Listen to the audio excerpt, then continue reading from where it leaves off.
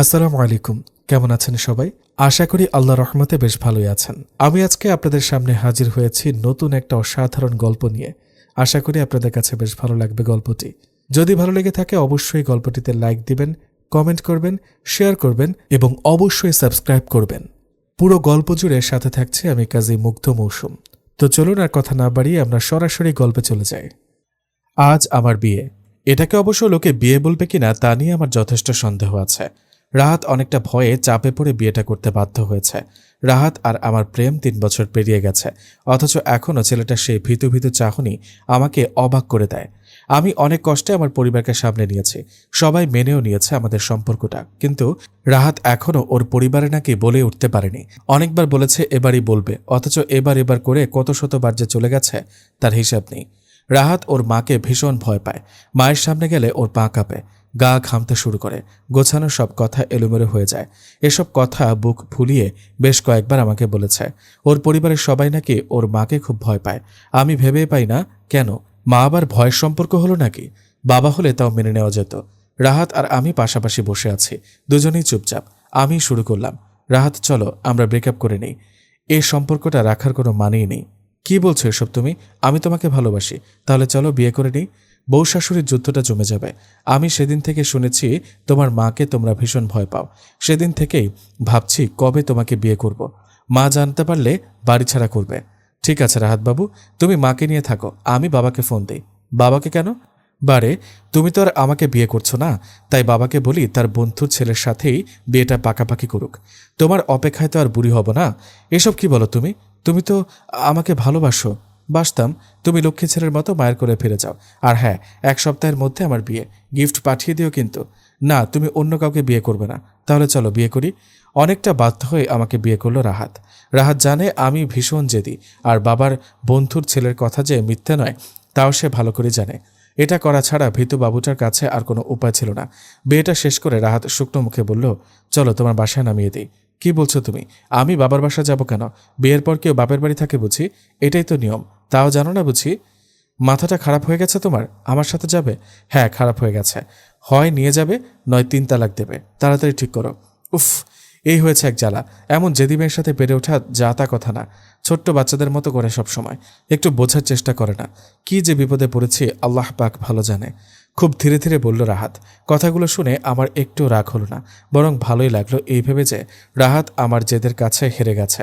আগে রাহাত কিছু না বলেই বাইকে গিয়ে উঠল। আমিও লক্ষ্মী বউয়ের মতো ওকে অনুসরণ করলাম। হাজারো স্বপ্নের জাল বুনতে বুনতে শ্বশুরবাড়ির দিকে রওনা দিলাম। এভাবে বিয়েটা না করলে কবে মায়ের ভয়ে অন্য কোথাও বিয়ে করে নেবে কে জানে। রাহাত বলে ওর মাকে নাকি বাড়ির সবাই ভয় পায়, কিন্তু কেন? উনি তো মা, বাঘ ভাল্লুক তো আর না। আমি ঠিক শাশুড়িকে আমার মা বানিয়ে ফেলব। তখন আমার ২ মায়ের মধ্যে ভালোবাসার প্রতিযোগিতা হবে, কে আমাকে বেশি ভালোবাসে। আমি জানি আমার শাশুড়ি জিতবে, কেননা রাগী মানুষগুলো ভীষণ রকম ভালোবাসতে জানে। ননদ, যা, নতুন বাবা, নতুন মা, ভাসুর সবাইকে নিয়ে ভীষণ আনন্দে থাকব। রাহাতের মুখে ওদের সবার কথা শুনেই মনে জায়গা করে দিয়েছে সবাইকে। আকাশ পাতাল ভাবছি, হঠাৎ রাহাতের ডাকে চমকে উঠলাম। রাহাত ভীতু ভীতু কণ্ঠে বলল, তুমি গাড়িতে অপেক্ষা করো, আমি ভিতরে গিয়ে দেখি কি অবস্থা। আমি না আসা পর্যন্ত একদম ঘরে ঢুকবে না কিন্তু। বলেই চলে গেল রাহাত। আমি অপেক্ষা করছি তো করছি। দেখতে দেখতে ১৫ মিনিট পার হয়ে গেল, অথচ এই ভিতুরামটা দেখা নেই। এই ১৫ মিনিট আমার কাছে ১৫ বছরের মতো দীর্ঘ মনে হচ্ছে। আমি আস্তে আস্তে ঘরের ভেতর প্রবেশ করলাম। দেখলাম রাহাত একপাশে বসে আছে, কিছু একটা বলার চেষ্টা করছে, কিন্তু মুখ থেকে কথা বের হচ্ছেই না। হয়তো ও আমার কথাটাই বলার চেষ্টা করছে। বেচারা, ওকে দেখে এই মুহূর্তে আমার খুব মায়া হচ্ছে। হঠাৎ মায়ের চোখ আমার দিকে পড়ল। কর্কশ স্বরে বললেন, কে তুমি? কি চাই এখানে? আমি মাকে দেখতে লাগলাম। কি মায়াবী চেহারা, অথচ ইয়া বড় বড় রাগের ঢিপি দিয়ে সব ভালোবাসা ঢেকে রেখেছে। কি হলো, কানে শুনতে পাও না? মা, আমি রাহাতের বিয়ে করাবো। কি? রাহাতের বউ? মা, সব ঠিক করে এসেছো দেখছি। হ্যাঁ মা, আমি রাহাতের বউ। মানি না আমি। তাতে কি মা, বিয়েটা তো আর মিথ্যা হয়ে যাবে না তাতে? রাহাত এসব কি বলছে মেয়েটা? এক্ষুনি ঘাড় ধাক্কা দিয়ে বাইরে বের করে দিবি। রাহাত হ্যাঁ না কিছুই বলার অবস্থায় নেই। ও কি করবে হয়তো নিজেই বুঝতে পারছে না। আমার শ্বশুরটা ভীষণ ভালো মানুষ, বারবার তার রাগী বউটাকে সামলানোর চেষ্টা করে ব্যর্থ হচ্ছেন। আমি আমার আর রাহাতের ভবিষ্যৎ দেখতে পাচ্ছি শ্বশুর আর শাশুড়ির মাঝে। যা, ননদ, ভাসুর, রাহাত, শ্বশুর, বাবা সবাই আছে। কিন্তু রাগী শাশুড়িমাকে সামলানোর কেউ নেই, সবাই ভীষণ ভয় পায় তাকে। আমি শাশুড়ি মায়ের কথা কানে না তুলে ভেতরে ঢুকে চেয়ারে বসে পড়লাম। মা রাগে গজরাতে গজরাতে বললেন, যাও বলছি আমার ঘর থেকে, নইলে নইলে কি মা? আমিও পুলিশ কমিশনারের মেয়ে, দেখি কেমনে করে আমাকে বের করতে পারেন আপনারা। আর আইনত আমি রাহাতের স্ত্রী, এখনও তালাক হয়নি। রাহাত কথাগুলো হা করে শুনছে আর মা রাগ সামলাতে না পেরে দ্রুত ঘরে চলে গেলেন। বাবা মানে শ্বশুর বাবা ফ্রিজ থেকে মিষ্টি এনে খাইয়ে আমাকে বরণ করে নিলেন আর বললেন, তুমিই পারবে এমন রাগী শাশুড়িকে সামলাতে। রাত এখনও হয়তো সব বিশ্বাস করতে পারছে না। আমি ঘরে ঢুকে ফ্রেশ হয়ে বিকেলের নাস্তা বানালাম। রাতে খাবার টেবিলে অনেক গল্প হলো, কিন্তু মা খেতে এলো না।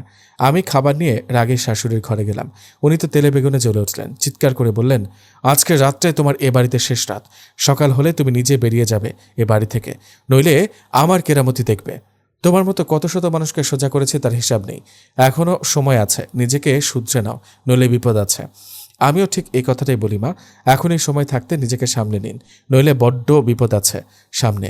আর আপনার দলের সবাই কিন্তু এখন আমার দলে, এই কথাটা মাথায় রাখবেন। আর আমি রাহাতের স্ত্রী, কেউ আমাকে রাহাতের থেকে আলাদা করতে পারবে না, কেউ না। কথাগুলো শুনে রাগী শাশুড়িমা কেমন যেন নিস্তেজ হয়ে গেলেন। আর কথাগুলো বলতে বলতে আমার চোখ বেয়ে কখন যে পানি নেমে এসেছে নিজে জানি না। আমি তো মা করে রাখতে চেয়েছিলাম আর মেয়ে হয়ে থাকতে চেয়েছিলাম, কিন্তু এমন শাশুড়ির সাথে থাকতে হলে এভাবেই থাকতে হবে। আমার জন্য শাশুড়ি মা না খেয়ে থাকবে, তা আবার হয় নাকি? এ তো আমারই ব্যর্থতা, পরাজয়। কথাগুলো মাথায় ঘুরপাক খাচ্ছে। কিছু একটা করতেই হবে আমাকে। নতুন বাড়িতে এসে নতুন সম্পর্কের মানুষগুলোকে অভুক্ত রাখবো, তা কি করে হয়? মাথায় একটা বুদ্ধি খেলে গেল। কাঁটা দিয়ে যেমন কাঁটা তোলে, তেমনি রাগ দিয়েই রাগ জয় করতে হবে। আমি টেবিলে খাবার রাখতে রাখতে শান্ত গলায় বললাম, আপনি খান বা না খান তাতে আমার কি? মা, আপনি যে বললেন রাত পোহালে কেরামতি করে আমায় বাড়ি ছাড়া করবেন, তাই ভাবলাম কেরামতিটা দেখব, কিন্তু তা আর আমার ভাগ্যে নেই।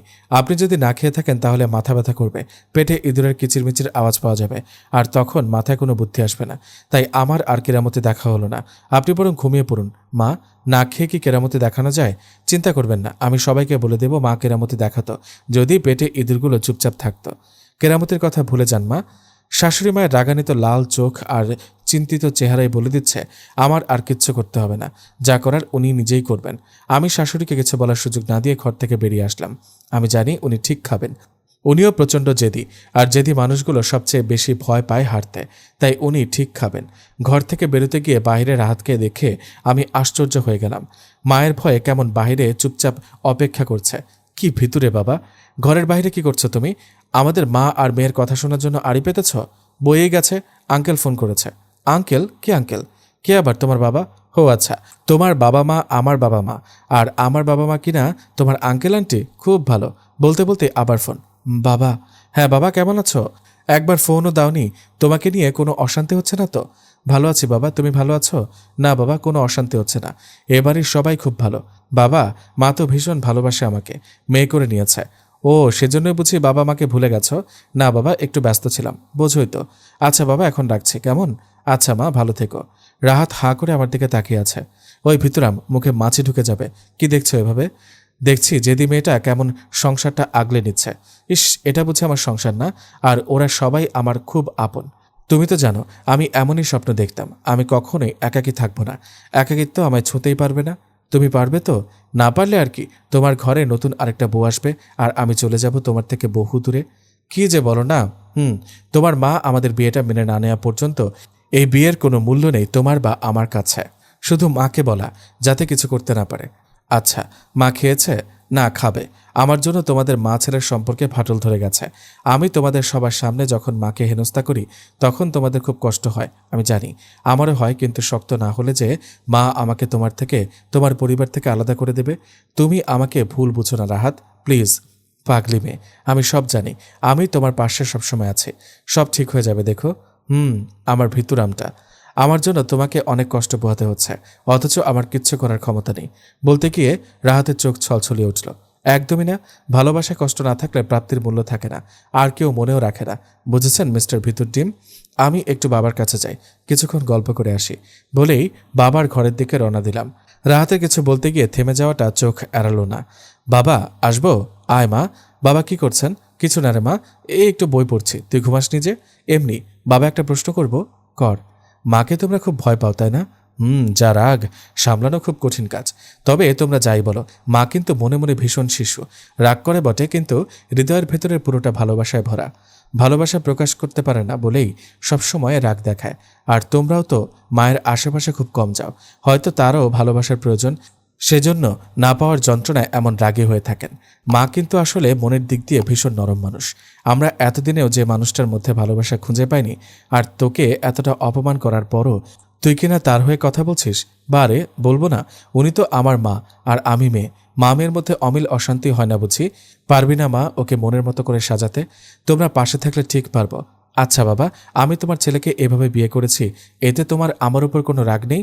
না রে মা, অনেক রাত হয়েছে, যা ঘুমিয়ে পড়। সকাল হলে আবার শুরু হয়ে যাবে দেখিস। সামলাতে হবে তো তোকেই। আচ্ছা বাবা, শুভরাত্রি। শুভরাত্রি। রাত এখন আর কত? সবে তো 11:30। রাত 1-2টায় ঘুমায়, আর সকাল 10টায় ঘুম থেকে ওঠাটা আমার অভ্যাস। কিন্তু এবারের সবাই নিশ্চয়ই খুব সকালে ঘুম থেকে ওঠে। আমি কি পারবো? আমাকে কেউ তুই করে বললে আমার তার উপর খুব রাগ হয়, কারণ আমার বাবা একমাত্র আমার বকার সময়টাতে তুই বলতো। এজন্য মনে হতো কেউ তুই বললেই আমাকে বকছে। অথচ বাবার মুখে আজ তুই ডাকটা এত মধুর লাগলো কেন? যেন কতটা ভালোবাসায় ঘেরা ডাক এটা, কত শত মায়া মাখা এই ডাকে, কত অপূর্ণতা ছিল আমার। এ বাড়িতে একদিনেই কত কিছু পেয়ে গেছি, তাও আবার না চাইতেই। ভাবতে ভাবতে ঘরের দিকে পা বাড়ালাম, কিন্তু এ কি, আমার ভিতরামটা ঘুমায়। কি মায়া ভরা এই ছেলেটার চেহারা! ওকে ভালো না বেসে কেউ থাকতেই পারবে না। ঘুমের ঘোরে ভিতরামটাকে দুঃখ কষ্ট ছুঁতে না পারা ছোট্ট শিশুটার মতোই লাগছে। এসব আকাশ পাতাল ভাবতে ভাবতে কখন যে ঘুমিয়ে পড়েছি ঠিক মনে নেই। ননদের চিৎকার শুনে লাফ দিয়ে উঠলাম। কোনো বিপদ হয়নি তো? বাড়ি থেকে আগুন লেগেছে, নাকি বাড়িতে ডাকাত পড়েছে? চোখ মুলতে মুলতে রাহাতকে বললাম, আমাকে মা পাঠিয়েছিল তোমাকে ডাকতে, কিন্তু তুমি কি নিশ্চিন্তে ঘুমাচ্ছিলে, তাই ডাকতে ইচ্ছে হয়নি। কেন জাগাওনি তুমি? মা মনে হয় প্রচণ্ড রেগে গেছে। ঘুমে ঢুলতে ঢুলতে ঘর থেকে বের হলাম। ঘড়িতে এখনও 7টা বাজেনি। 10টার আগে কখনো ঘুম থেকে জেগেছে কিনা আমার নিজের জানা নেই। আহা শ্বশুরবাড়ি, আহা সংসার, একদিনে কেমন সব নিয়ম আমি মানতে শিখে গেছি। বসার রুমে প্রায় সবাই উপস্থিত, শুধু আমি আর রাহাত বাদে। রাহাত আমার পেছনে পেছনে আসছে। মায়ের আওয়াজ পাওয়া যাচ্ছে। মা মনে হয় খুব খেপেছে। সত্যি ঘুম ভাঙতে দেরি হয়ে গেল। আজ কপালে কি আছে আল্লাহই জানে। শাশুড়ি আমাকে দেখে আরো জোরে জোরে চিৎকার শুরু করলেন। আমাকে দেখে তার শক্তি যেন 2 গুণ বেড়ে গেছে। বাবার দিকে তাকিয়ে হাত নেড়ে নেড়ে চিল্লাচ্ছে, কোন রাজা বাদশার মেয়ে কে জানে, এত বেলা হয়েছে তবুও তার ঘুম ছাড়ে না। এতই জমিদারি করার শখ তো যাও না বাপের বাড়ি। আমার পরিবারের মাথাটা কেন খাচ্ছ? প্রয়োজন হলে আমি পুলিশের কাছে যাব, আদালতে যাব, তবুও তোমাকে ঠিক বের করবো এই বাড়ি থেকে, বলে রাখলাম। মা চলে যাব বলে তো আসেনি। আর হ্যাঁ, আমি কোনো রাজা বাদশার মেয়ে না, আমি খুব সাধারণ ঘরের একটা মেয়ে। মধ্যবিত্ত ঘরের সাধারণ জীবনযাপনে আমি অভ্যস্ত। তাই আপনি যদি আমাকে রাজা বাদশার মেয়ে বানিয়ে ফেলেন, তাহলে রাজা বাদশাদের অপমান করা হবে, আর সাথে আমার মধ্যবিত্ত বাবা মাকেও, যাদের শ্রম ভালোবাসার স্পর্শ, যাদের সারাদিনে ধুলোবালি মাখা হাতের ছোঁয়া আমাকে আজকের আমি করে তুলেছে। তবে হ্যাঁ, আমার বাবা মা আমার কাছে রাজা বাদশারও অনেক উপরে। জানেন তো মা, রাজা বাদশারা আজ আছে তো কাল নেই, কিন্তু মা বাবা সন্তানের হৃদয়ের সিংহাসনে যুগ যুগ থাকবে, যার কোনো ক্ষয় নেই, ধ্বংস নেই, প্রতিযোগিতা কিংবা পরাজয় নেই। আচ্ছা মা, একবার আপনি ভাবুন তো, আপনিও তো বউ হয়ে এ বাড়িতে এসেছিলেন নিজের সংসার মনে করে। এই বাড়ি আসার সময় একবারও কি ভেবেছিলেন যে এই বাড়িতে আপনার থাকা হবে না কিংবা চলে যাবেন? আইন আদালত যেখানে খুশি যান, আমি যাচ্ছি না। বাবা বোন ভাই ভাবি স্বামী বা মাকে ছেড়ে আপনি আমাকে নিজ থেকে একদিন মেনে নেবেন। আমিও বলে রাখলাম। দেখেছ রাতের বাবা কেমন মুখে মুখে কথা বলে? ভদ্রতা সভ্যতা বড়দের সম্মান করা কিচ্ছু শেখায়নি বাবা মা। আস্তে আস্তে শিখে নেব। বাবা মাকে থামানোর বৃথা চেষ্টা করছে। বাবা নিজেও জানে তিনি পারবেন না। আমি ছোটবেলা থেকে শুধু বাবা আর মাকে দেখে বড় হয়েছে। আমার কোনো ভাই ও বোন নেই, আমি একা। মায়ের আদর বাবার ভালোবাসা কোনোটাই কম পাইনি, কিন্তু তবুও আমার মনে হতো কেন আমার বোন নেই, কেন ভাই নেই, কেন ভাবি নেই, দাদা দাদি চাচা চাচি অথবা ভাই বোনদের হইচই কেন নেই। বাবা মাকে প্রশ্ন করতাম কেন আমি একা, কিন্তু কোনো উত্তর নেই তাদের কাছে, আমিও জানি। তারপর রাহাতকে পেয়ে রাহাতের মুখে তোমাদের সবার কথা শুনে আমি অপূর্ণতাকে পূর্ণতায় রূপ দিতে চেয়েছি। এ কি আমার অপরাধ মা? বলেই আমি কাউকে কিছু না বলে ঘরে চলে গেলাম। কথাগুলো বলতে আমার খুব কষ্ট হচ্ছিল, হাউমাউ করে কাঁদতে ইচ্ছে করছিল, সবাইকে জড়িয়ে বলতে ইচ্ছা করছিল আমি তোমাদের ছেড়ে যেতে চাই না, খুব ভালোবাসি তোমাদের। ভালোবাসা হতে কতটা সময় লাগে, কতদিন লাগে, কতটা আবেগ মায়া লাগে আমি জানি না, কিন্তু তোমাদের সবাইকে ছাড়া আমি ভীষণ একা হয়ে যাব। ভীষণ অসহায় হয়ে যাব। তোমাদের ঘিরে মনের ঘরে একটা সংসার গড়েছি আমি, গড়েছি একটা ভালোবাসার ঘর। এটাকে ভালোবাসা বলে না আবেগ আমি হয়তো ব্যাখ্যা দিতে পারবো না, কিন্তু এরা যে আমার মনের ভেতরে ঘরে আছে এই কথাটা শুধু মন জানে।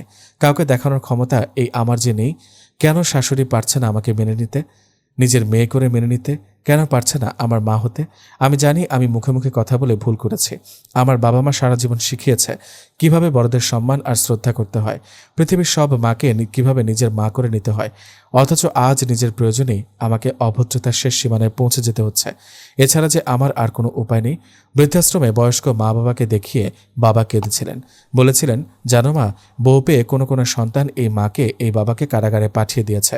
সেদিনই আমি শপথ নিয়েছি, যত কিছুই হোক শ্বশুর শাশুড়িকে এতটুকুও কষ্ট পেতে দেব না কোনোদিন। বাহির থেকে এখনও শাশুড়ি মায়ের আওয়াজ পাওয়া যাচ্ছে। যা কিছু হয়ে যাক না কেন, ওই মেয়েটাকে আমি বাড়ি থেকে তাড়িয়ে ছাড়ব। মানি না আমি এ বিয়ে। আমার রাহাতকে ভোলা ভালা পেয়ে মাথাটা চিবিয়ে খেয়েছে। ওকে আমি এ বাড়িতে কিছুতেই থাকতে দেব না। কষ্টের পরে সুখ আসে, মেঘের আড়ালে লাল সূর্য হাসে। ব্যর্থতার আড়ালেই সফলতা থাকে, আর ঘৃণার আড়ালেই লুকিয়ে থাকে সত্যিকারের ভালোবাসা। একদিন সেই ভালোবাসার সন্ধান আমি ঠিক পাবো।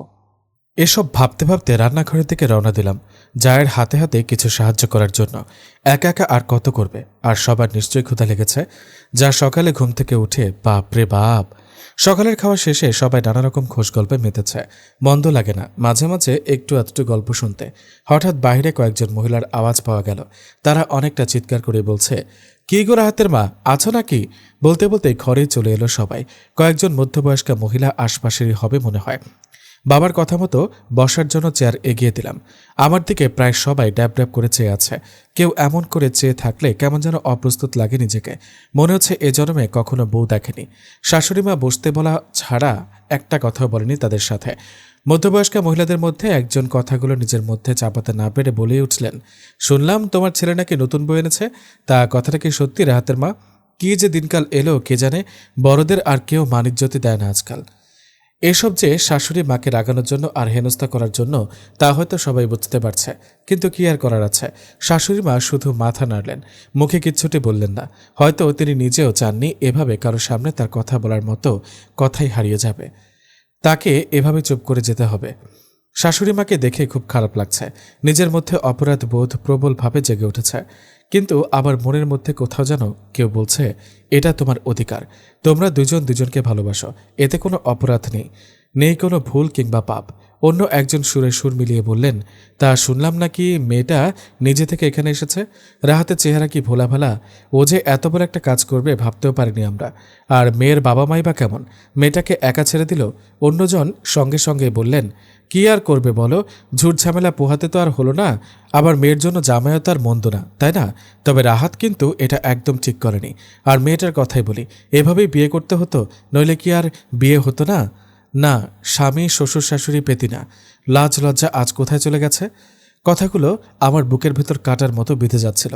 মানুষ এভাবে কথা বলতে পারে আমি ভাবতেও পারি না। আমার জন্য আমার বাবা মায়ের নামে অচেনা অজানা লোকজন খারাপ কথা বলছে ভেবেই বুকের ভেতর দুমড়ে মুচড়ে শেষ হয়ে যেতে লাগলো। সত্যি আমি আমার বাবা মাকে অসম্মানের রাস্তায় এনে দাঁড় করিয়েছি। সব দোষ আমার। আমার চিৎকার করে বলতে ইচ্ছা করছিল, তোমরা থামো এবার, যা বলার হয় আমাকে বলো, কিন্তু আমার বাবা মায়ের নামে কেউ খারাপ কথা বলো না। এরা আমার জীবন, আমার পৃথিবী, আমার সমস্ত সংসার। আমার আর এসব কথা দাঁড়িয়ে দাঁড়িয়ে শুনতে ইচ্ছা করছে না। নিজের ঘরের দিকে পা বাড়ালাম, কিন্তু রাহাত ওর হাত দিয়ে আমাকে আটকে দিল। কিছু বললাম না। রাহাত জানে আমি বাবা মা শব্দটাকে কতটা ভালোবাসি। রাহাত আস্তে করে শুধু বলল, বসো। রাহাতের যতই কথা শোনাই আর যাই করি, রাহাতের কথার উপর কথা বলতে কেন যেন মন সায় দেয় না। চুপচাপ বসে গেলাম। রাহাত একবার আমার দিকে তাকাচ্ছে আর একবার তার মায়ের দিকে। ঠিক কি করতে চাচ্ছে সে বুঝতে পারছি না, কিন্তু ওর চোখ মুখ স্পষ্ট জানান দিচ্ছে আজ ও এমন কিছু করবে যা আগে কখনো করেনি। আমার খুব ভয় করছে। মনে মনে নিজেকে নানান কথা বুঝিয়ে সান্ত্বনা দিচ্ছি, কিন্তু মন মানছে না। রাহাতের এমন লাল চোখ এর আগে আমি সত্যি দেখিনি। এই এতগুলো বছর ওর সাথে সম্পর্ক ছিল, একটা দিনও ওকে রাখতে দেখিনি আমি। আমার জন্য সবসময় ওকেই অপেক্ষা করতে হয়েছে ঘন্টার পর ঘন্টা। তবুও কোনো অভিযোগ ছিল না কোনোদিন। আমি সবসময় রাগ করতাম, রেগে লাল হয়ে যেতাম, আর ও দাঁত কেলিয়ে বলতো, তোমাকে রাগলে এত সুন্দর লাগে জানতাম না, এখন থেকে রোজ রাগাবো তোমায়। ওর পাগলামি আমাকে ওর থেকে দূরে থাকতে দিত না। সহপাঠী কিংবা কাছের কারো সাথে কখনো রাখতে দেখিনি ওকে। রাহাত দাঁড়িয়ে খুব শান্তভাবে বলল, আপনাদের কথা বলা শেষ? কথা বলা শেষ হয়ে থাকলে এখন আসতে পারেন। শাশুড়িমাকে তোয়াক্কা না করে রাহাত হরহর করে বলে গেল কথাগুলো। শান্ত মানুষগুলো একবার জ্বলে উঠলে আগুন ধরে যায়, এ আমি বেশ ভালোই জানি। শাশুড়ি মায়ের আগুন ছড়া চোখ অগ্রাহ্য করে নিজের চোখে আগুন জ্বালাচ্ছে রাহাত। আজ সংসারে তুলকালাম কাণ্ড হবে ভাবতেই গায়ে কাঁটা দিচ্ছে। রাহাতের কথা শেষ না হতে আরেকজন মধ্যবয়স্ক মহিলা বললেন, আচ্ছা, এসব দেখে আমাদের ছেলে মেয়ে কি শিখবে? কাল যদি আমাদের কারো ছেলে বা মেয়ে এমন করে তাহলে তার দায়টা কে নেবে শুনি? আর তোমার মতো এমন মানুষের সংসারে কিনা এমন অবস্থা? কী সব মানুষ রে বাবা, যাদের বাড়ি এসেছে তাদের কিনা অনবরত অপমান করে চলেছে। একটু মুখে আটকাচ্ছে না। রাহাত কিছু বলতে যাচ্ছিল, কিন্তু আমি ওর হাতটা ধরে নিলাম। ফিসফিসিয়ে বললাম, কি লাভ অশান্তি বাড়িয়ে? আমি কিছু করলে অশান্তি, আর ওরা তোমাকে যা খুশি তাই বলছে। তার বেলায় বাদ দাও না। রাহাত আমার কথা পাত্তা দিল বলে মনে হলো না। আবারও শান্ত গলাতে বলল, আচ্ছা আন্টি, আমায় দেখে আপনার ছেলেরা কেন এমন করবে? এই শিখিয়েছেন নাকি তাদের যে যা করবে তাই যেন করে? আর হ্যাঁ, মেয়েটা নিজের ইচ্ছেতে এই বাড়িতে আসেনি, আমি এনেছি বিয়ে করে, বুঝেছেন আপনারা? যে ছেলেটা কখনো কারোর সামনে কিছু বলতে পারে না, সে কিনা আজ আমার হয়ে এতগুলো কথা বলল। আমার ভিতরামটা এত সাহস কোথায় পেল? আজকে রাহাতকে চিনতে বড্ড অসুবিধা হচ্ছে। মনে হচ্ছে আমার চেনা লোকটা মুহূর্তেই পাল্টে গেছে। মধ্যবয়স্কা মহিলাদের একজন শাশুড়িকে ইশারা করে বললেন, দেখেছ রাহাতের মা, রাহাত আজ আমাদের কেমন মুখে মুখে কথা বলল, আর তুমি এখনো চুপ করে আছো? নতুন বউ বাড়িতে পা দিতে না দিতে ছেলের এ অবস্থা। শেষে দেখো তোমাকে না অচল পয়সার মতো দিন কাটাতে হয়। রাহাত কিছু বলতে যাচ্ছে, তখনই আমি ওকে থামিয়ে দিলাম। ও আমাকে আস্তে আস্তে বলল, তুমি এদের চেনো না, এরা এমনই। অন্যের সংসারে দোষ খুঁজে খুঁজে বেরোনোই এদের কাজ।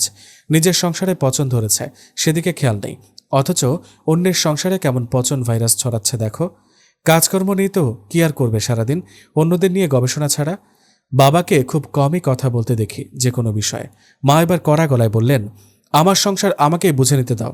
আমি তো এখনো আছি, এখনো অচল পয়সা হয়ে যায়নি, অথবা সংসার সামলানোর সক্ষমতাটাও হারায়নি। তোমাদের তো আবার আলাদা সংসার, ছেলে ছেলের বউ আলাদা থাকে। তা নিজের সংসারটা ঠিকমতো গুছিয়ে নিয়েছ তো, নাকি অচল পয়সা হওয়ার আগেই পয়সায় জং ধরিয়েছ? তা কি মনে করে এসেছিলে তোমরা? তা কিন্তু বলনি এখনো, নাকি এসব কথা শোনাতে এসেছিলে?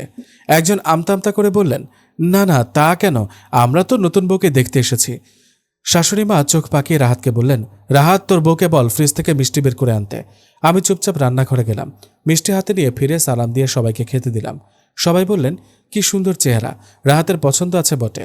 সুখী হও মা, স্বামী সংসার নিয়ে ভালো থাকো। আসি মা, বলেই সবাই উঠে চলে গেল। কি মানুষ রে বাবা, একটু আগে আমার গোষ্ঠী উদ্ধার করছিল, আর এখন কিনা কত ভালো ভালো কথা বলছে। অবশ্য যা বাস শাশুড়িমা দিয়েছে, সময় লাগবে ভুলতে। রাহাত মুচকে এসে বলল, দেখলে তো কেমন মত পাল্টালো। এসব পাবলিক এমনই, এদের নিয়ে বেশি চাপ নিতে নেই। বাবা মুচকে এসে মাকে বললেন, এবার কিন্তু একটা কাজের কাজ করেছ। উফ, কিভাবে আমাদের সামনে আমাদেরই সম্মান কেড়ে নিচ্ছিল। তোমার ছেলে সম্মানের কি রেখেছে? আজ কিনা ওর জন্য মানুষ বাড়ি এসে কথা শুনিয়ে যায়। কাজ নেই তাই অন্যের দোষ খোঁজাটা নেশা, কি আর করবে? রাহাত বলল, তুমি চুপ করো, মুখে মুখে খুব কথা বলতে শিখে গেছো তাই না? কে শেখাচ্ছে এসব আজকাল? নতুন বউ? তা তোমরা কি সত্যি সত্যি আমাকে অচল পয়সা ভাবতে শুরু করেছো নাকি? কি যে বলো তুমি রাহাতের মা, এটা তো তোমারই সংসার, তুমিই সব কিছু। একদম আমাকে বোকা বানানোর চেষ্টা করবে না নতুন বউয়ের বাবা, আমি সব বুঝি। ওই মেয়েটা এই বাড়ি থেকে না যাওয়া পর্যন্ত আমি তোমাদের থেকে আলাদা হয়ে থাকবো, আর ততদিন পর্যন্ত আমাদের মধ্যে কোনো সম্পর্ক নেই। বলেই দ্রুত চলে গেলেন শাশুড়ি মা। আমার জন্য এই সংসারে এত অশান্তি, মা আর বাবার মধ্যে এরকম ভুল বোঝাবুঝি, আর রাহাতও সবার চোখে কেমন ছোট হয়ে যাচ্ছে। তাহলে কি আমার এ বাড়ি থেকে সত্যিই চলে যাওয়া উচিত? সবার সুন্দর স্বপ্নগুলো দেখতে নেই, কারো কারো সেই স্বপ্ন দেখাটাই অপরাধ। কি করব এবার আমি? চলে যাব রাহাতকে ছেড়ে, আমার স্বপ্নের এই মানুষগুলোকে ছেড়ে, রাগিমা আর শান্ত বাবাকে ছেড়ে? ভাবতেও কষ্ট হয়, ভালোবাসা কেন এমন হয়? কষ্ট, যন্ত্রণা, বেদনার আঘাতে ক্ষত বিক্ষত করে দেয় মানুষকে। আমি ঘরে গিয়ে রাহাতকে প্রশ্ন করলাম, আচ্ছা রাহাত, আমি চলে গেলেই তোমরা আবার আগের মতো ভালো থাকবে তাই না? মাত্র 2 দিন আমি এসেছি, অথচ দেখো অশান্তি কলহ আমার পিছু ছাড়ছে না। আমি চলে গেলে সব ঠিক হয়ে যাবে তাই না? দূর পাগলি, কি যে বলো, সমস্যা থেকে পালালেই কি সমস্যা দূর করা যায়? সমস্যার সাথে মোকাবেলা করতে হয়। সব ঠিক হয়ে যাবে, ধৈর্য ধরো। আর হ্যাঁ, তোমার ছোট ননদটার বিয়ে কিন্তু প্রায় পাকা, সবটা কিন্তু তোমাকে সামলাতে হবে দুঃখ হাতে। আমি এসব পারি নাকি?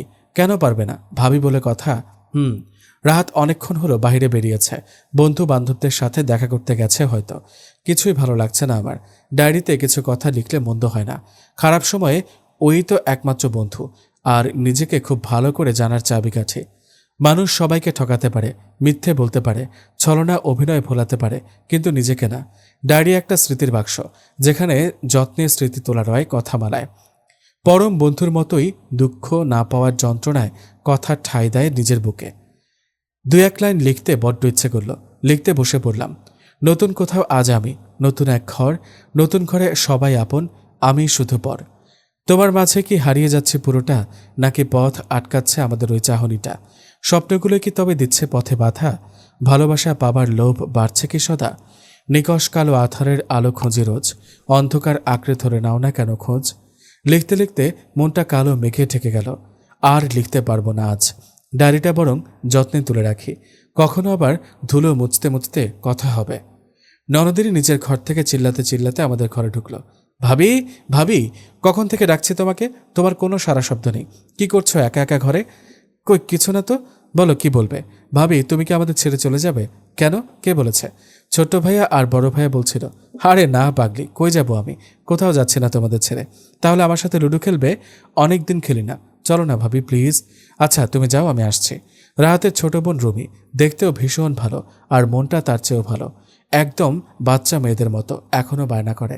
কেমন যেন একটা সরলতা আছে ওর মধ্যে, যা সবসময় আকৃষ্ট করে ওর দিকে মানুষকে। সবচেয়ে বড় গুণ, প্রায় সবসময় হাসি লেগে থাকে ওর মুখে। মানুষকে খুব সহজে আপন করে নিতে পারে মেয়েটা। ওর কথা ভাবতে ভাবতে ওর ঘরে গেলাম। ও তো লুডো নিয়ে বসে গেছে একদম। কি খেলবে? ভাবি নাও আমরা সাপ খেলি, মজা হবে, খুব মজা হবে সাপের ছোবল আর খেলা। আচ্ছা বের করো। আচ্ছা একটা কথা আছে না, অভাগী যেদিকে যায় সাগর শুকিয়ে যায়। আমার হয়েছে সেই দশা। আমারও কিছুর প্রয়োজন পড়ে না, আর সেটারও অকাল পড়ে না। যেখানে 6-9 মাত্র 1-এর দরকার, সেখানে 1-এরই দেখা নেই। অনেকক্ষণ অপেক্ষার পরে 1-এর দেখা মিলল। তবে সাপ বাবাজি আমার উপর যা রেগে আছে তার কি বলবো। মনে হচ্ছে যেন কোনো জনমের প্রতিশোধ নিচ্ছে। যতই সাপগুলোকে পেরিয়ে যেতে চাচ্ছি, ততই ওরা খপাত করে ধরে মুখ থেকে সোজা লেজে চালান করে দিচ্ছে। কিসের এত শত্রুতা আমার সাথে কে জানে। শেষ পর্যন্ত সাপগুলো জোট বেঁধে আমাকে হাঁটতে বাধ্য করলো। আর সাহস হলো না নতুন করে আবার সাপের সাথে যুদ্ধ করার। রমিকে বললাম, আজ এ পর্যন্তই থাক, পরে আবার খেলবো। আচ্ছা এবার বলো তো, তোমার নাকি বিয়ে পাকা প্রায়? কথাটা শুনে লজ্জা লাল হয়ে গেল মেয়েটার মুখ। মুখে কিছুই বলতে পারল না। আমিও আর জোর করলাম না এ বিষয়টা নিয়ে। সব ভালো হলেই ভালো। বিয়েটা হয়তো আমি দেখতেও পাবো না। কার ভাগ্যে কি আছে কে জানে। অবশ্য রাহাতদের আত্মীয়রা প্রায় সবাই জেনেই গেছে আমাদের বিয়ের ব্যাপারটা। এসব কথা বাতাসের আগে ছোটে। একান থেকে ওকান, ওকান থেকে সেকান, সেকান থেকে একান। একজন আরেকজনকে ফিসফিসিয়ে বলে, শেষে বলেও দেয় কাউকে বলো না যেন আবার। তবুও কথাটা ছড়ায় অনেকটা বাতাসের গতির মতো। আর এই অবস্থায় আমি বাড়িতে না থাকলে মাকে অনেকের মুখোমুখি হতে হবে, আর থাকলেও হবে। তবে শাশুড়ি মা যে ঠিক কি করবেন তা উনিই জানেন। রুমি হয়তো শুনেছে কথাগুলো, শুনেছে হয়তো আমার চলে যাওয়ার কথাটা। রুমি আমার দিকে প্রশ্ন ছুড়ল। প্রশ্নগুলো ওর চোখে ছলছলিয়ে উঠল। খুব জোরে, অনেকটা তীরের মতো আমার বুকেও বিঁধল। ভাবি, তুমি তো বললে আমাকে ছেড়ে যাবে না, তাহলে কেন চলে যাবে? আমরা তোমার আপন হয়ে উঠতে পারিনি এখনো, সেজন্যই চলে যাচ্ছ? নাকি আমি কখনোই তোমার বোন হতে পারিনি বলে ফেলে রেখে যাচ্ছ? ও অবশ্য আমি তো আর তোমার আপন বোন না, হলে হয়তো এভাবে ছেড়ে যাওয়ার কথা ভাবতে না। কি বলবো এই মেয়েটাকে, কি বা উত্তর দেব প্রশ্নের? সত্যি জানি না আমি। এই প্রশ্নগুলোর উত্তর সত্যি আছে তো আমার কাছে। চুপচাপ ওর অভিমান আর আমার অক্ষমতা মিশে যাওয়া দেখা ছাড়া আর কিছুই করার নেই আমার কাছে। রাতে রাহাতকে হাসি মুখে বললাম, তুমি বরং মা যা বললো তাই করো। আর কত কষ্ট পাবে মা আমার জন্য বলো তো? আর আমারও ভালো লাগছে না আর অপমান ঘৃণা নিয়ে সংসার সাজাতে। আমি জানি বিয়ে মানে মানিয়ে নিয়ে চলা, কিন্তু তাই বলে নিজের আত্মসম্মান বিসর্জন দেওয়া নিশ্চিত নয়। যে যখন যেভাবে পারছে আমাদের এই বিয়েটা নিয়ে কথা বলে যাচ্ছে। আমারও যে খারাপ লাগতে পারে, আর আমিও যে মানুষ সেই কথাটা কেউ মাথায় রেখেছে। আমি সত্যি স্বামী শ্বশুরবাড়ি পেতাম কিনা জানি না, হয়তো পেতাম না, তাই তোমাদের ঘাড়ে ঝুলে পড়েছে। কিন্তু বিশ্বাস করো রাহাত, আমার বাবা মা কিন্তু দায় থেকে মুক্তি পাবার কথা একটুও ভাবেনি। যদি ভালো লেগে থাকে অবশ্যই গল্পটিতে লাইক দিবেন, কমেন্ট করবেন, শেয়ার করবেন এবং অবশ্যই সাবস্ক্রাইব করবেন। কথাগুলো শুনে রাহাত হয়তো কোনো উত্তর খুঁজে পেল না, তাই মাথা নিচু করে চুপ করে রইল। কথাগুলো বলতে বলতে আমার খুব কষ্ট হচ্ছিল। রাহাত হয়তো বুঝতেও পারছে। পারলে ভালো করে ছেলেটার খোঁজ খবর নাও, হুটহাট কিছু করে বসো না। আমি না হয় চলেই যাব কাল সকালে। রাহাত কেমন যেন চুপচাপ, একটা কথাও বলল না ও। অবশ্য কী বা বলবে? আমি তো জানি ভিতরামটা আমাকে ভীষণ ভালোবাসে, হয়তো আমার চেয়েও বেশি, হয়তো তার চেয়েও বেশি। কিন্তু ভালোবাসার জন্য মাকে কষ্ট দেওয়াটা একদম ঠিক নয়। রাহাত না হয় তাই করুক, যা উচিত। রাতেই প্রস্তুতি নিয়ে রাখলাম চলে যাবার। সাথে তো আর খুব বেশি কিছু আনিনি, মাত্র কয়েকটা জিনিস। রাহাতের সাথে একটা কথাও হয়নি আর। যে যার মতো খেয়ে নিয়েছে, শাশুড়ি মাও খেয়েছে। রাহাত এসে শুয়ে পড়েছে হয়তো, ওর চোখের ঘুমগুলো বহু দূরে হারিয়ে গেছে। আমিও তো জেগে আছি, ও কি তা জানে? এই সময় ভীষণ একাকী লাগছে আমাকে। হেরে গেছি আমি। চাপা কান্না করে করে খাচ্ছে আমাকে। বুকের ভেতরটা দুমড়ে মুচড়ে শেষ হয়ে যেতে চাচ্ছে। আমার ভাগ্য এতটা খারাপ, ভাবতে ভাবতে কখন যে ঘুমিয়ে পড়েছি নিজেও জানি না। সকালবেলা রাহাতের ডাকে ঘুম ভাঙল। এই ওঠো, চলো। চোখ মলতে বলতে বললাম, যাবো তো রাহাত, সব গোছানোই আছে। এত তাড়া কেন তোমার? তোমার কি মনে হয় আমি চাই তুমি চলে যাও? আরে রুমি বিয়ে শেষ না হওয়া পর্যন্ত মা তোমাকে থাকতে বলেছে। কেন? রুমি নাকি মাকে বলেছে তুমি না থাকলে বিয়ে করবে না। ও, আর বিয়ের তারিখও ঠিক, পরশু বিয়ে।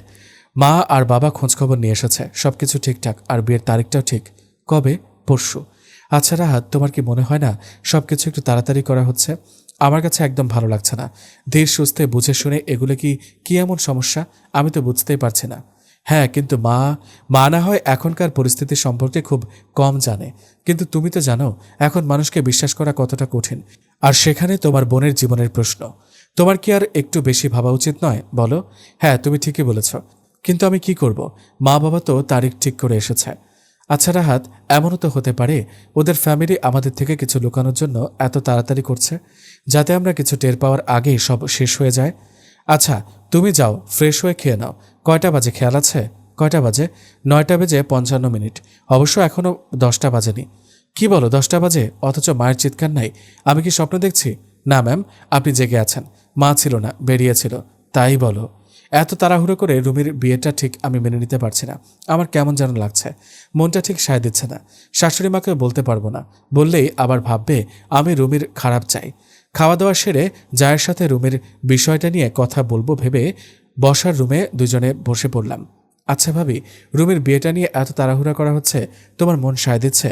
না রে, কিন্তু মা যখন সিদ্ধান্ত নিয়েছে, আর মা তো এটাই চাইছিল। কি চাইছিল ভাবি? মা বলে অনার্স শেষ করলে নাকি রুমির যোগ্য পাত্র পাওয়া কঠিন হয়ে যাবে, আর তখন ও তো চাইবে না ওর চেয়ে কম শিক্ষিত ছেলেকে বিয়ে করতে। তাই এবার তো রুমি ফাইনাল ইয়ারে, সেজন্য মা চাইছিল কয়েক মাসের মধ্যে যেন বিয়েটা হয়। এটা কেমন চিন্তা ভাবি? কি বলবো বলো? আর ছেলেটাও নাকি ভালো চাকরি করে, অনার্স কমপ্লিট। ছেলেটা রিলেশনশিপ আছে কিনা বা বাড়ির চাপে পড়ে বিয়ে করছে কিনা তাও তো তোমাদের জানাটা প্রয়োজন, তাই না? তুই ঠিকই বলেছিস, কিন্তু মা কি শুনবে? আমি কথা বলবো। দেখ বোন, কোনো ঝামেলা করিস না। করবো না। দুপুরে রান্না করতে ভাবি রান্নাঘরে ঢুকলো। আমারও সাহায্য করা দরকার, কিন্তু শাশুড়ি মায়ের সাথে কথা বলাটাও দরকার। ভাবিকে বলে শাশুড়ি মায়ের কাছে গেলাম। আজ আমার কপালে কি আছে কে জানে। যাই থাক, কথাটা বলতে হবে। আমার সন্দেহ হচ্ছে বিষয়টা নিয়ে। আমি শাশুড়ি মায়ের অনুমতি ছাড়াই ঘরে ঢুকলাম। মা, একটা কথা বলার ছিল। তুমি আবার আমার ঘরে? বাইরে শান্তি পাও না, আবার ঘরেও জ্বালাতে এসে গেছো? কথায় আছে না, দেখতে না পারলে চলন বাঁকা। আমার হয়েছে সেই দশা। না মা, আমার মনে হয় ছেলেটা সম্পর্কে আরও একটু খোঁজ নিন। আর যেহেতু বাইরে চাকরি করে, তাই সেখানে একবার খোঁজ নেওয়াটা দরকার। এমনও তো হতে পারে ওরা কিছু আড়াল করার চেষ্টা করছে। চুপ, একদম চুপ। কি মনে হয় তোমার আমি মানুষ চিনি না? তুমি সব মানুষ চিনে বসে আছো, তাই না? তুমি সব জানতা, সব জানো তুমি, আর আমরা কিচ্ছু জানি না? না মা, তা নয়। একটু দেখে শুনে নিলে ভালো হয়। তাই মনে করো আমি আমার মেয়েকে জলে ফেলে দিচ্ছি। তোমার তাতে কি? তুমি তো দুদিনের জন্য এসেছ। নিজেকে কি এবারই করতে মনে করছো নাকি? মা, আসলে আমার ঘর থেকে চলে যাও, আর এই ব্যাপারটায় আমার স্বামী বা ছেলের মাথাটা খেও না। যাও এখান থেকে। আর কোনো কথা বলতে পারিনি। কি বলতাম আমি? উনি রুমির মা আর আমার অস্থায়ী ভাবি। আজ আমি আছি তো কাল নেই। কিসের অধিকারে প্রশ্ন করতাম? আর কিসেরই বা সম্পর্কে? ভালোবাসার সম্পর্ক বা হৃদয়ের বন্ধন, এসব দেখানো বা যুদ্ধ করে বোঝানো যায় না। আমার মনের সন্দেহ হয়তো অমূলক। আমার সাথে খারাপ ঘটা দেখতে দেখতে হয়তো খারাপটা মাথায় ঢুকে গেছে। আমার বোন নেই, এখানে এসে বোন পেয়েছি ঠিকই, কিন্তু অধিকার পাইনি। তাহলে কি সম্পর্ক ছাড়া সম্পর্কগুলোতে অধিকার থাকে না? যা কিছুই হোক, ভালো হোক। আমার বোনটা ভালো থাক। বাড়িতে আত্মীয় আসা শুরু হয়ে গেছে, আর আমাদের ঝুলন্ত সম্পর্কের প্রশ্নটাও। আমি সত্যি আর পারছি না এতটা প্রশ্নে প্রশ্নে নিজেকে বিদ্ধ করতে। কেমন যেন চুপচাপ কেটে গেল একটা দিন। আজ রাতটা পেরোলেই রুমি আমাদের হয়েও আমাদের না। বিদায় এত কষ্টের কেন হয় সত্যি আমি জানি না। একটা মেয়ে বাবা মা পছন্দ অপছন্দ ভালো লাগার সব ভুলে নতুন করে সবকিছুর সাথে নিজেকে মানিয়ে নিতে থাকে, অথচ সে কখনো আর মা পায় না, পায় শাশুড়ি। মেয়ে হতে পারে না, হয় বউ। চোখটা একদম বাথা মানে না। সময়ে অসময়ে বৃষ্টি ছড়ায়, বিদায়ের সুর কেন এত কষ্টের? আমি তো কয়েকদিন এ বাড়িতে এসেছি, তাই আমার এত কষ্ট হচ্ছে ওকে বিদায় দিতে হবে ভেবে। তাহলে শাশুড়ি মায়ের না জানি কত কষ্ট হচ্ছে। রাগী মানুষগুলো রাগ দিয়ে যেমন ঢেকে রাখে তেমনি আড়াল করার চেষ্টা করে কষ্ট বেদনাও। রাহাতের চোখমুখও কেমন যেন বেদনার গাঢ় রঙে ঢাকা। ও তো খুব ভালোবাসে বোনটাকে। হাজারো প্রশ্ন আর বেদনার কালচে রঙে রাতটা পেরিয়ে গেল। আজই সেই দিন, যেদিন আরেকটা মেয়ে নতুন সংসার সাজাতে নিজের অস্তিত্ব কাছের মানুষগুলোকে ছেড়ে অন্যকে কাছে আনার আপ্রাণ চেষ্টা করে যাবে। রুমির চোখমুখও শুকিয়ে গেছে, সারা রাত ঘুমায়নি হয়তো। বাবা মা, রাহাত, যা, ভাসুর, দেবর সবার মুখে গম্ভীরতার ছাপ স্পষ্ট। আজকের দিনটায় সবাই ব্যস্ত, একটুও সময় নেই খারাপ লাগা কিংবা কষ্ট নিয়ে হিসেব করার। সকাল গড়িয়ে দুপুর হলো, কিন্তু খাবার টেবিলে বসার না আছে কারো ইচ্ছা, আর না আছে সময়। আত্মীয় স্বজন ঠিকঠাক খেলেই হলো। বিকেলের দিকে বরযাত্রী এলো। চারপাশে কত আলো আর আলো। এত আলোর মাঝেও আমাদের পরিবারে নেমে এসেছে অন্ধকার আর শূন্যতা। দেখতে দেখতে বিয়েটাও শেষ। এবার এলো সেই কঠিন মুহূর্ত, তারপর বিদায়। সত্যি কি কাছের মানুষকে বিদায় দেওয়া যায়? রুমি আমাকে জড়িয়ে ধরে ভীষণ কাঁদছিল, কিন্তু সান্ত্বনা দেব কি আমি যেন বাকশক্তিটাই হারিয়ে ফেলেছি। মা অবশ্য কাঁদল না, বলল ভালোভাবে থেকো, নিজের খেয়াল রেখো। বাবা, রাহাত একটাও কথা বলতে পারেনি। রুমি চলে গেল নতুন সংসারে, নতুন গল্পকে সাজাতে। মায়ের ধৈর্য আছে বলতে হয়, নইলে কি আর এভাবে কেউ শক্ত রাখতে পারে নিজেকে? সকাল থেকে কারো গলা দিয়ে কিচ্ছু নামেনি। ভাবি খাবার নিয়ে গেলে বাবা আর ভাইয়ের জন্য। আমি মায়ের ঘরে খাবার নিয়ে গেলাম। বাহির থেকে দেখলাম মা ফুপে ফুপে কাঁদছে ছোট্ট বাচ্চাদের মতো। নিজেকে শক্ত রেখে মেয়ের বিয়েটা দিয়েছে, কিন্তু যতই হোক মা তো। আমি কি করব কিছুই বুঝতে পারছি না। সান্ত্বনা দিতে আমি অপারগ। মায়ের পাশে গিয়ে বললাম, মা চিন্তা করবেন না, রুমি নিশ্চয়ই ভালো থাকবে মা। শাশুড়ি মা কিছুই বলল না, আজ আমাকে বকল না, আমার কথার বিরোধিতাও করল না, শুধু বলল তাই যেন হয়। এ প্রথম আমার কথায় একমত হলেন শাশুড়ি মা। সময়ের সাথে পাল্লা দিয়ে বাড়ছে রাত, আর রাত তার সাথে পাল্লা দিয়ে বাড়ছে ব্যথার গল্প। আমি যেন সেখানে ডানা ভাঙা কোনো এক ব্যথাতুর প্রাণী। সময় কেমন মানুষকে পাল্টে দেয়। একসময় যে মানুষগুলো ছাড়া নিজেকে একাকী নিঃস্ব মনে হয়, অথচ সময়ের ব্যবধানে তাদের ছাড়াই কেটে যায় সময় নিঃসঙ্গতা। কি আশ্চর্য জীবন, কি আশ্চর্য অনুভূতি। রাহাতের মুখে যখন এই পরিবারের মানুষগুলোর গল্প শুনতাম, তখন শুধুই মনে হতো এই মানুষগুলোকে ছাড়া আমি একা। কারণে অকারণে এইসব মানুষগুলোকে কাছে পেতে চাইতাম। মনে হতো এই মানুষগুলো ছাড়া আমি অসম্পূর্ণ। কত স্বপ্ন আর কল্পনার জগৎ বানিয়েছিলাম এই মানুষগুলোকে নিয়ে, অথচ বাস্তবতা কত কঠিন। সকাল হলেই আমাকে যেতে হবে, সে রাহাতও জানে, আর আমিও। রাহাতের প্রতি আমার কোনো অভিযোগ নেই, কিংবা এই পরিবারের কারোর ওপর। আজকের রাতটা যেন একটু বেশি আধারে মুখ লুকিয়েছে।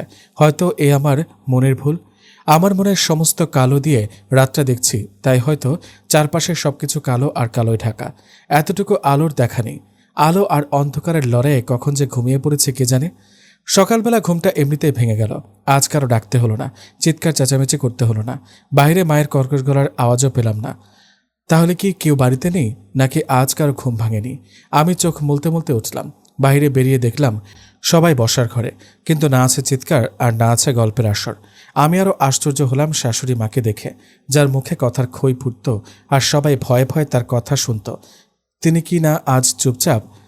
তা যাই হোক, হয়তো মেয়েটার কথা ভীষণ মনে পড়ছে। আমার শাশুড়িমা সকাল সকাল মুড়ি মাখা খেতে ভীষণ ভালোবাসে। ভাবির মুখে শুনেছি বেশ কয়েকবার। রান্নাঘরে ভাবিকে বললাম, মায়ের তো মন খারাপ, মুড়ি মাখলে কেমন হয় ভাবি? তুমি তো বলেছিলে মা খুব ভালোবাসে। হ্যাঁ রে, তুই একটু হাতে হাতে করে দে না মা। আমি মুড়ি মাখা নিয়ে বসার ঘরে গেলাম। শাশুড়িমা তখনও চুপচাপ, মুখে একটা কথাও নেই। বাবার কথায় আমিও গল্পে যোগ দিলাম। গল্প শেষে মা রাহাতকে উদ্দেশ্য করে বললেন, রুমির বিয়ে তো শেষ, এবারও কি এই মেয়েটা এ বাড়িতে থাকবে? এ বাড়িতে থাকার এসব নতুন ধান্দা নাকি আমার কথার আজকাল কারো কাছে কোনো মূল্য নেই? বাবা রেগে বললেন, চাইলে কি কাউকে যেতে বলা যায় নাকি? ওকে তোমার ছেলে বিয়ে করে নিয়ে এসেছে এখানে, ভুলে গেছো তুমি? এই প্রথম বাবাকে রাখতে দেখলাম। আসছে থেকে তো চুপচাপ থাকতে দেখেছি। আপনারা নিজেদের মধ্যে সম্পর্ক নষ্ট করবেন না আমার জন্য। আমি এমনিতেও আজকে চলেই যেতাম। কেন জানেন মা? কারণ আমিও মানুষ, আর একটা মানুষ কখনোই ঘৃণা, অপমান কিংবা তিক্ত কথার জালে নিজেকে জড়াতে চায় না। ভালোবাসা না হোক, সম্মানটা তো সবারই প্রাপ্য। অনেক স্বপ্ন নিয়ে এসেছিলাম, কিন্তু সেগুলো যে দুঃস্বপ্নে পরিণত হবে একবারও ভাবিনি। আমি জানি আমি চলে যাওয়ার পরপরই হয়তো আপনারা রাহাতের আবার বিয়ে দেবেন, তাতেও আমার কোনো আপত্তি নেই। কারণ আমি শুধু রাহাতকে চাইনি, রাহাতের পরিবারও চেয়েছি। রাহাতের আবার যে বউ আসবে তাকে প্লিজ আমার মতো তিক্ততা উপহার দেবেন না। পারলে একটু ভালোবাসার সম্মান দিয়েন। একটা মেয়ে সবকিছু ছেড়ে ছেড়ে জন্মের পর থেকে বেড়ে ওঠা আপন মানুষগুলোকে ছেড়ে নতুন পরিস্থিতির মোকাবেলা করতে আসে, কিন্তু তাকে একা ভেবে অন্যায় অত্যাচার করা শাশুড়ির জন্য বউরা একসময় আলাদা হয়ে যায়, কিংবা সুযোগ মতো শাশুড়িকেও হাতের পুতুল বানায়। কথাগুলো বলে দ্রুত ঘরে চলে এলাম। এভাবে আমি কখনো কাউকে বলিনি, কিন্তু এই বাড়িতে আসার পর থেকে আমি খুব খারাপ ব্যবহার করতে শিখে গেছি। আর কী বা করতাম আমি? স্বপ্ন ভাঙার কষ্ট শুধু সেই জানে যার ভাঙে, অন্য কারো বোঝার ক্ষমতা নেই। চলে যাবার জন্য আমি পুরোপুরি প্রস্তুত, শুধু ডায়েরিটা কোথাও খুঁজে পাচ্ছি না। কিন্তু বিছানাতেই তো রেখেছিলাম। কই চলে যাবে? ডায়েরির তো আর হাত পা নেই। খুঁজতে খুঁজতে রাহাতের টেবিলে পেলাম খোলা অবস্থায়, হয়তো পড়েছে। একটা লেখায় চোখ আটকে গেল আমার। এই লেখা আমার খুব চেনা, এটা রাহাতের হাতের লেখা। ভালোবাসার সংজ্ঞা আমি জানি না, সংজ্ঞা হয় কিনা তাও জানি না, কিন্তু তোমাকে ছাড়া বুকের ভেতর ভীষণ শূন্যতা অনুভব হয়। তোমাকে ছাড়া চারপাশটা ভীষণ শূন্য শূন্য লাগে, চারপাশে হাজারো মানুষের ভিড়ে নিঃসঙ্গতা ছুঁয়ে যায়। তোমাকে আমি ভীষণ রকম ভালোবাসি বলবো না, কারণ যে ভালোবাসা আটকে রাখার ক্ষমতা থাকে না তাতে অধিকার ফলাতে নেই। তোমাকে ছাড়া আমি বাঁচতে পারবো না, তাও বলবো না, কারণ কেউ কাউকে ছাড়া বাঁচতে পারবে না, এটা মানতে পারিনি কখনো। খুব কাছের মানুষকে ছাড়াও বাঁচা যায়, কিন্তু জীবন্ত মানুষ হয়ে নয়, জীবন্ত লাশ হয়ে। ভুল বুঝো না, ভালো থেকো, আর পারলে অন্য কারো রঙে নিজেকে রাঙিয়ে নিও। আমি তো তোমাকে শুধুই বেদনার রং দিয়েছি, পারলে না হয় মুছে ফেলো। সত্যি কি ভালোবাসার রং মোছা যায়? যতই হোক তা বেদনার গাঢ় রঙে ঢাকা। আর একবার নিজেকে রাঙিয়ে নিলে আর কি সত্যি রাঙানো যায়?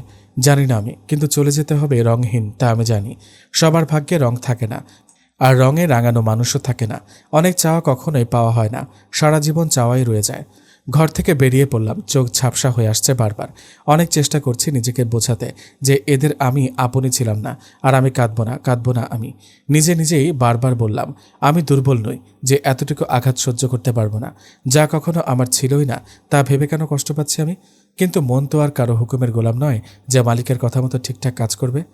শাশুড়ি মাকে বললাম আমি চলে যাচ্ছি মা, ভালো থাকবেন, আর পারলে এই কয়েকটা দিন দুঃস্বপ্ন ভেবে ভুলে যাবেন, আর আমার খারাপ ব্যবহারের জন্য ক্ষমা করবেন। একটা আবদার শুধু রাখবেন মা। কি বলো? আমি রাহাতের সাথে এ বাড়িতে এসেছিলাম, আর রাহাতের সাথে এ বাড়ি থেকে যেতে চাই, প্লিজ মা। ঠিক আছে। বাবা, ভাই, ভাবি সবার চোখ ছলছল করছিল, কিন্তু আমি অপারগ ওদের সবার মুখে হাসি ফোটাতে। আসছি বলে বেরিয়ে পড়লাম, আর কিছু বলার বা শোনার ক্ষমতা নেই আমার। আমি হেরে গেছি। রাহাত বাইক নিয়ে বাইরে অপেক্ষা করছে, আমি চুপচাপ বাইকে গিয়ে বসলাম। অবশ্য আমার এই কষ্টে রাহাতের তো কোনো হাত নেই, ও তো আমাকে বলেছিল যে আমি পারবো না, সত্যি বলেছিল ও। আর মিথ্যা ছিলাম আমি ভেবেছিলাম ভালোবাসা দিয়ে পৃথিবীর সবকিছু জয় করা যায়, কিন্তু আমি কল্পনা আর স্বপ্নের ঘুরেছিলাম। বাস্তবতা খুব কঠিন যন্ত্রণার। কয়েকটা মাত্র দিনে কেমন সবকিছু ওলটপালট হয়ে গেছে।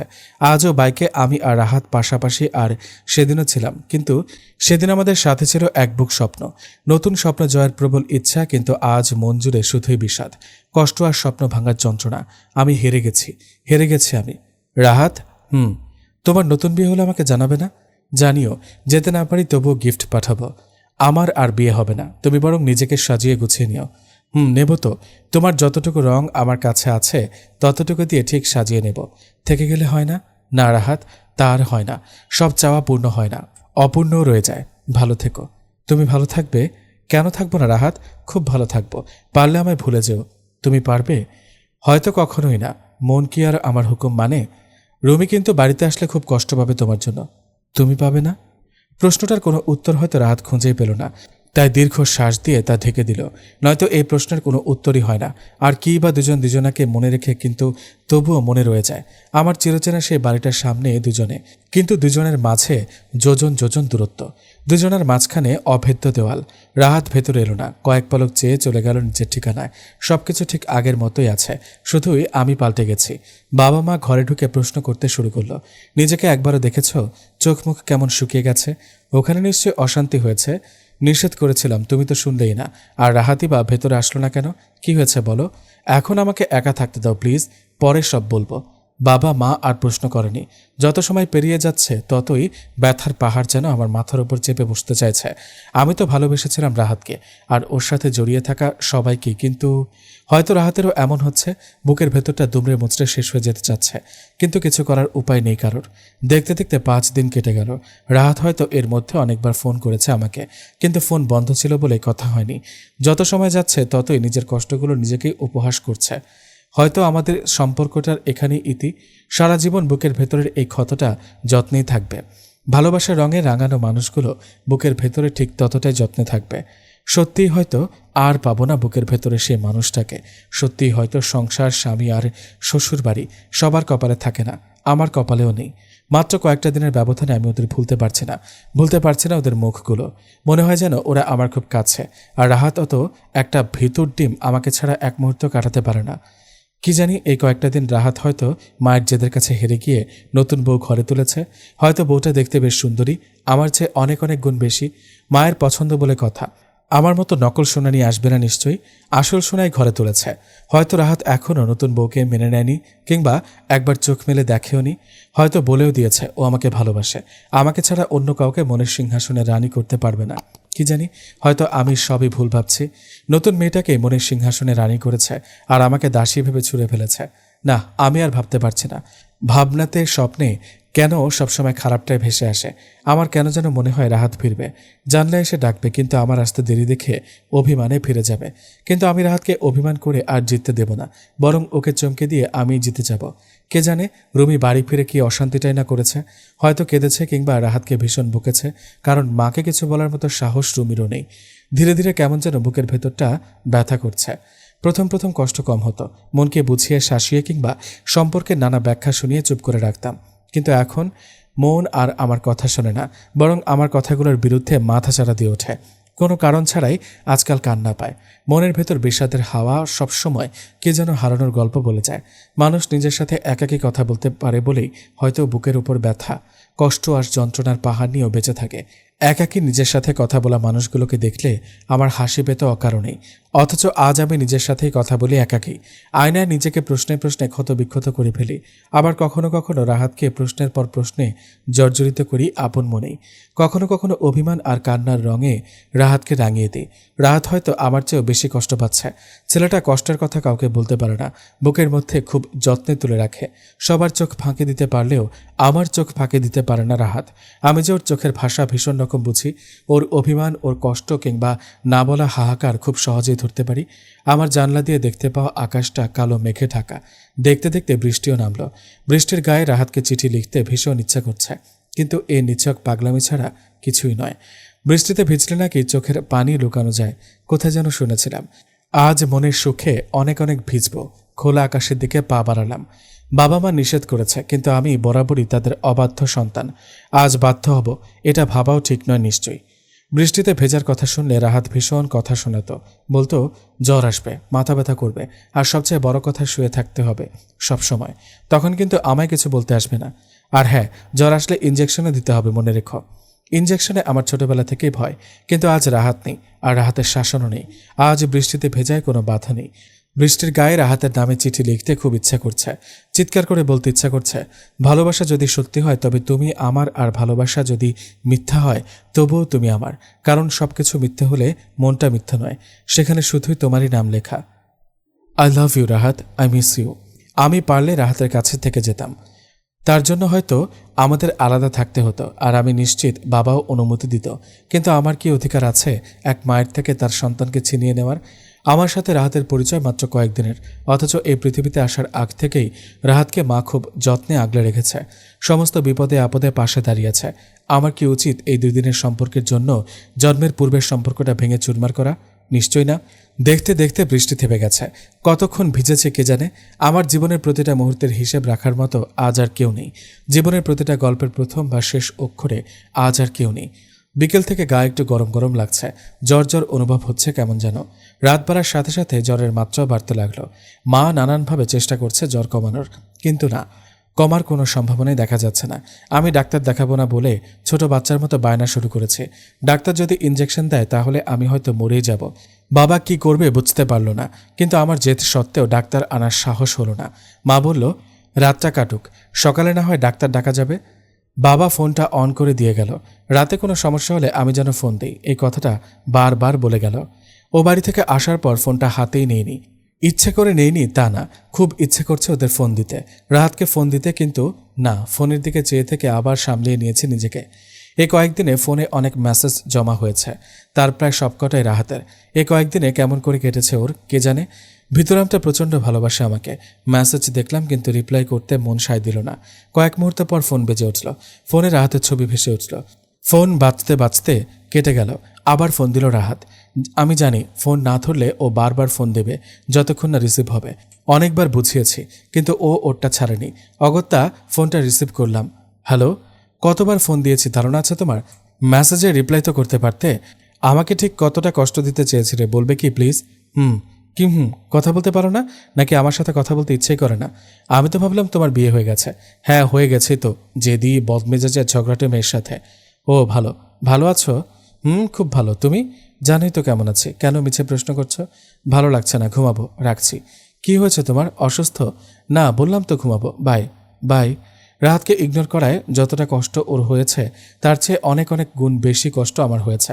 সে হয়তো কেউ জানে না, আর কখনো জানবেও না। ভালোবাসার মানুষটাকে ইগনোর করা যে কতটা কষ্টের সে শুধুই মন জানে, অন্য কেউ জানে না। রাতটা কেটেই গেল ভালোভাবে। আমি তো ভেবেছিলাম সকালের লাল সূর্যটা আমার আর দেখা হবে না, আর দেখা হবে না রাহাতের সেই হাসি মাখা মুখ। ওরা হয়তো আমায় দেখতে আসবে ঠিক সেই সময় যখন আমি বিদায় নিয়ে চলে যাব বহুদূরে। 7 দিন হয়ে গেল আমি চলে এসেছি ও বাড়ি থেকে, অথচ কেউ একবার জানারও চেষ্টা করেনি আমি কেমন আছি, ওদের ছেড়ে আদৌ ভালো আছে কিনা। মানুষ কেন এত নিষ্ঠুর হয় সত্যি আমি জানি না, কিন্তু আমার মন বলছে ওরা আসবে। আর কেউ না আসুক, মা আসবে, কেননা রাহাতকে নতুন বিয়ে করাতে গেলেও আমার মতটা নিতে হবে। বাবা, ভাবি, ভাই আর রাহাত কারো কি একবারও আমাকে দেখতে ইচ্ছা করে না? রাহাতের হয়তো আমাকে খুব দেখতে ইচ্ছে করে, কথা বলতে ইচ্ছে করে, নয়তো ওরা চায় না আমার মুখটা আর ওদের দেখতে হোক। আমি জানি না এত কিছু, আর কিভাবে বা জানবো? মনের ভেতরে খবরটা কেউ জানে না। আমার রাহাতের মনের ভেতরটায় একবার দেখতে ইচ্ছা করে, সেখানে আমি কতটা যত্নে আর কতটা জায়গা জুড়ে আছি জানতে বড্ড ইচ্ছে হয়। জ্বর অনেকটা কমে গেছে, হয়তো ইঞ্জেকশনের ভয়ে।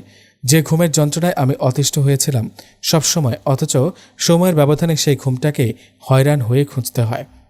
সকাল গড়িয়ে দুপুর নেমেছে, আর দুপুর গড়িয়ে বিকেল। একসময় সন্ধ্যা আসবে, তারপর রাত, আর তার সাথে কেটে যাবে আরও একটা দিন। এসব ভাবতে ভাবতে মায়ের গলার আওয়াজ পাওয়া গেল। স্মৃতিমা, দেখ তো কে এসেছে। কে মা?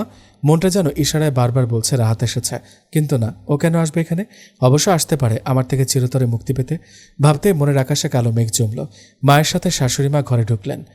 আমি যেন আকাশ থেকে পড়লাম। বিশ্বাসই করতে পারছি না আমার জেদি শাশুড়িমা এখানে। কি হয়েছে? এই অসময়ে শুয়ে যে জ্বর বাঁধিয়েছ নাকি? রাহাতের বিয়ে দেবেন বলে আমার থেকে অনুমতি নিতে এসেছেন, তাই না মা? একবার রাহাতকে সঙ্গে আনতে পারতেন, শেষবারের মতো একটু দেখতাম। তাতে কি আমার অনুমতির প্রয়োজন নেই মা? আমি কখনোই ওদের মাঝখানে দেওয়াল হয়ে দাঁড়াবো না।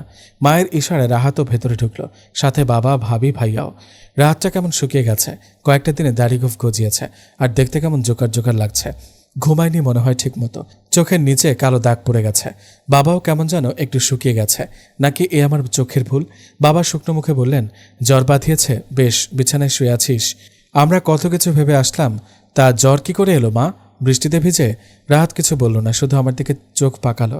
তাতে আমার কি? ও এখন আমার স্বামী বটে, কিন্তু কিছুক্ষণ পরেই আর থাকবে না।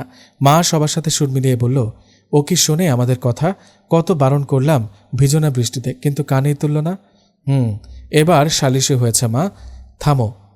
তোমার মা থামলেও শাশুড়িমা কিন্তু থামবে না। আমি যে কাজে এসেছি সে কাজ না করে একদম ফিরছে না। জ্বরটা তো ভালো করতে হবে নাকি? এত আদর ভালোবাসা সব ওই একটা জিনিসের জন্যই। মানুষ কেমন নিজের স্বার্থের জন্য নিজেকে পাল্টে ফেলে, ভাবতে অবাক লাগে। কিন্তু তাই বলে রাহাতও চায় আমার থেকে মুক্তি। কিন্তু আমি তো ওর মধ্যে কোনো যন্ত্রণা, ব্যথা, কষ্ট কিংবা হারানোর ভয় অনুভব করছি না। তাহলে কি ও নিজেও এটাই চায়? ওর চোখে আমি যা পড়তাম সবই কি তবে অভিনয়, ছলনা? শাশুড়িমা শান্ত গলায় বললেন, আমি তোমাদের বিয়েটা কেন মেনে নিতে পারিনি জানো? আমার মনে হয়েছিল তুমি আমার থেকে আমার ছেলেকে, আমার এতদিনের সাজানো পরিবারকে কেড়ে নিতে এসেছ। আমার দেখা চারপাশের সব শাশুড়ির মতো আমাকেও অচল পয়সা করে রেখে দেবে, তাই আমি তোমাকে সহ্য করতে পারিনি। আমি জানি মা। শাশুড়িমাকে এতটা শান্ত গলায় এর আগে কথা বলতে শুনিনি। কথা বলতে বলতে ওনার গলাটা ধরে আসছিল। আমি বুঝতে পারছি আমি তোমার কথা না শুনে রুমির সাথে অন্যায় করেছি। আমার তো মনে হয়েছিল তুমি আমার ছেলে আর পরিবারের সাথে সাথে রুমিকেও কেড়ে নিচ্ছ। আমি চেয়েছিলাম রুমির বিয়ে হোক, কিন্তু ওর কান্না ছড়া সংসার হোক, এটা আমি কখনোই চাইনি। বিশ্বাস করো, আমি চাইনি। তুমি যখন বারবার বলেছিলে ভালো করে জানতে, তখন আমি নিজের অধিকার ফলাতে গিয়ে মেয়েটাকেই বলে দিলাম। মা, কি হয়েছে রুমির? তুমি বলেছিলে ছেলেটার খোঁজ নিতে, কিন্তু আমি নিতে দেইনি, আর এটাই আমার কাল হলো। কি হয়েছে সেটা তো বলবেন। ছেলেটার অন্য একটা মেয়ের সাথে। রুমিকে বলেছে এসব মেনে নিয়ে থাকলে থাকবে, নইলে যেন চলে যায়। আমিও বলেছি রুমিকে চলে আসতে, কিন্তু আমার মেয়েটা আসবে না। বলেছে সত্যিকার বিয়ে একটা মানুষের জীবনে একবারই হয়। আমি না হয় এসব কিছু ভাগ্যের পরিহাস ভেবে মেনে নিলাম। আগেই বলেছিলাম মা, এটা আপনাদের সময় না। হ্যাঁ মা, সব ভুল আমার। এই ভুলের কোনো ক্ষমা নেই, না তোমার কাছে আর না আমার মেয়ের কাছে। একটা মেয়ের স্বপ্ন ভেঙে গেলে কতটা কষ্ট হয় আমি বুঝতে পেরেছি। আমার মেয়েটার স্বপ্ন ভেঙে গেছে, হয়তো তোমার স্বপ্নগুলো ভাঙার শাস্তি এটা। কিন্তু দেখো, এই শাস্তিটা আমার মেয়েকে পেতে হলো। ওর তো দোষ ছিল না, তবুও তুমি পারতে আমার ছেলেটাকে নিয়ে আলাদা সংসার বাঁধতে। আমি জানি রাহাত তোমাকে খুব ভালোবাসে, তোমাকে হারানোর ভয়ে ও নিশ্চয়ই আলাদা রাখতে রাজি হতো। কিন্তু তুমি এইটুকু একটা মেয়ে আমাকে কিনা দয়া করে ছেলে সংসার ফিরিয়ে দিলে, নিজের সমস্ত স্বপ্ন ভেঙে চড়ে আমার স্বপ্নগুলো গড়ে দিলে। এতটা শক্তি তুমি কই পেয়েছ? আমি সবসময় নিজে যা ভেবেছি তাই করেছি। ভুল হলেও কেউ বলার সাহস দেখায়নি। আমি ভীষণ রকম রাগী, তাই সবাই আমার থেকে দূরে দূরে থাকে। আমি বুঝতে পারি। না মা, এমন কিছু না। কেন মিথ্যা বলছো? মিথ্যে মানায় না তোমার মুখে। আমি আসলে রাহাতের এমন একটা বউ চেয়েছিলাম, যাকে আমি ডানে বললে ডানে যাবে আর বামে বললে বামে। আমি কোনোদিন তেমন হতে পারবো না মা, আমি জানি। কিন্তু তুমি জানো না তোমার এই সরলতা, সত্যি বলার ক্ষমতা একটা মানুষকে কতটা কাছে টানতে পারে। আমি জানি না এই মুহূর্তে আমার কিছু বলার আছে কিনা, কিন্তু যার কাছে মানুষ সবচেয়ে বেশি ঘৃণা পায়, তার মুখে প্রশংসা শুনলে যে কারোর মুখের কথা আটকে যাবে। অবিশ্বাসের চোখে তাকানো ছাড়া আর কী বা করার থাকে? তুমি ওই বাড়ি থেকে চলে আসার পর থেকে আমার তোমায় খুব মনে পড়ছে। তা হয়তো না, কিন্তু তোমার ভয়হীন তাকানো আর মিষ্টি মিষ্টি ঝগড়া খুব মনে পড়ে। হ্যাঁ মা, ঝগড়া তো শুধু আমিই করতে পারি। ওই বাড়িতে কেউ আমার সাথে মন খোলা কথা বলে না। আচ্ছা মা, আমি কি খুব খারাপ মানুষ? আমি হয়তো একটু বেশি রাগী, তাই বলে কি ভালোবাসি না? আমিও একটা মানুষ বলো। আবেগ, ভালোবাসা, আনন্দ, বেদনা আমারও তো হয় বলো। কষ্ট লুকাতে লুকাতে সময় আমাকে রাগী করে দিয়েছে। তাতে আমার কি দোষ বলো তো? কোনো দোষ নেই মা। আমি জানি তো আপনার রাগের আড়ালে লুকিয়ে আছে অনেক ভালোবাসা। আসলে আপনার ভালোবাসা সবসময় রাগের চাদরে ঢাকা থাকে, অবহেলা পাবার ভয়ে। কিন্তু কয়জন পারে এভাবে সত্যি কথাগুলো স্বীকার করতে? বাবা হাসতে হাসতে বললেন, ঠিক বলেছিস, এই না হলে আমার বউ। জানো তো বৌমা, এই কয়েকটা দিন রাহাত তোমার বাবা আমাকে অতিষ্ঠ করে তুলেছে।